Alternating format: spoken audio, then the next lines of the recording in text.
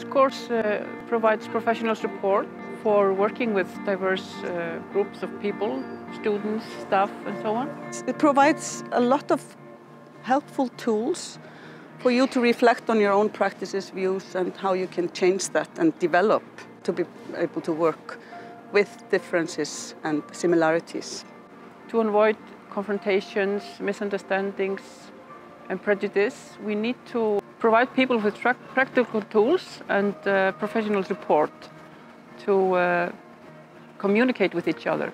I think that this course can help you with realizing that it's not only about having a kind and nice attitude, it's about doing something.